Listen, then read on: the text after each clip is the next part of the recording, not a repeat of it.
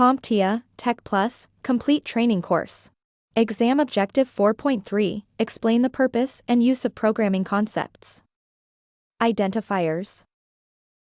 In this video segment, we will learn about two specific types of program identifiers, a variable and a constant.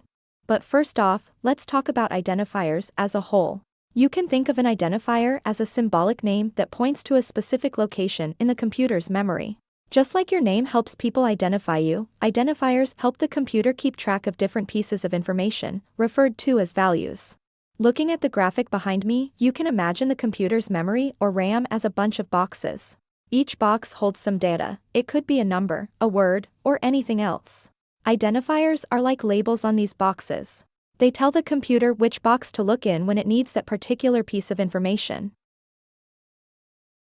Great, now we can break this topic down a bit more and focus on a specific type of identifier called a variable. In keeping with our box analogy, a variable is like an open box that can hold different things at different times. For example, you might have a variable called num2 that holds an integer value. You can put different values into this box, and the computer will remember them. Maybe you start with the value 20, but then change it to 47. The variable num2 can be reassigned to the new value just like that. And though the value has changed, the identifier's symbolic name and the location where it is stored in memory will not. Our next type of identifier is called a constant. This will behave very similar to a variable at first. With a constant, our box will start open, but once we assign a value to a constant, the box will be closed for the remainder of the program's runtime. In short, a constant holds a single value that doesn't change. Imagine you have a box labeled pi. You then assign the value 3.14 to the constant pi. From that moment forward, our box will be sealed and you will be unable to change this value. Now that we know what a variable and a constant are, there is one last thing I want to cover before we jump into our first coding example. Once again, look at this flowchart. Where does our program start? I hope you shouted out, at the top. And if you did, you are right. Coding works the same way. Reading code line by line, from top to bottom, is fundamental to programming. When looking at a program, you will need to get comfortable sequentially following the execution path of the program from the first line at the top to the last line at the bottom. Doing so enables you to track variable changes, understand the flow of logic, and observe control structures. Just as you read a book or follow a set of instructions step by step, reading code linearly allows you to progressively build a comprehensive understanding of how the program operates. Now we can work with some very simple code. 5 lines of code to be exact. I have even numbered the lines of code to help keep things organized. So where should I start? At the top, with line 1 of course.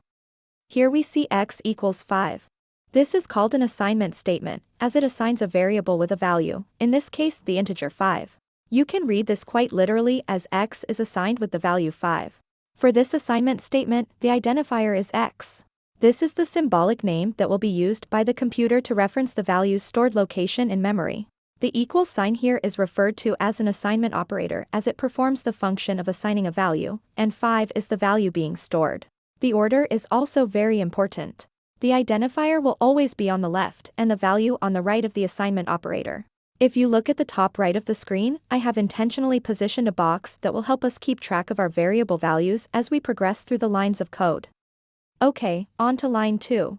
Here the value of x is replaced with the integer 6. Because it is a variable, we can reach in and remove the 5 and replace it with the 6. Now, on line 3, we see something a bit different. Here the current value of x is 6, but we are going to replace it with its current value plus 2, causing our new value to be 8. On line 4, we will be declaring a new variable y.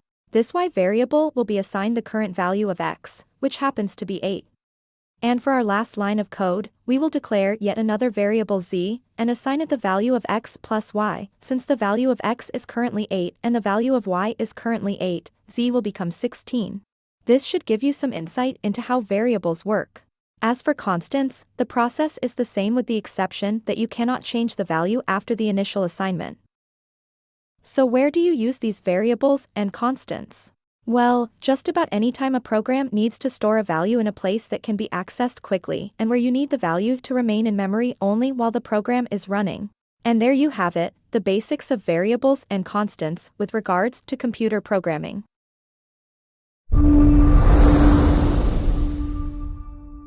Thank you for watching.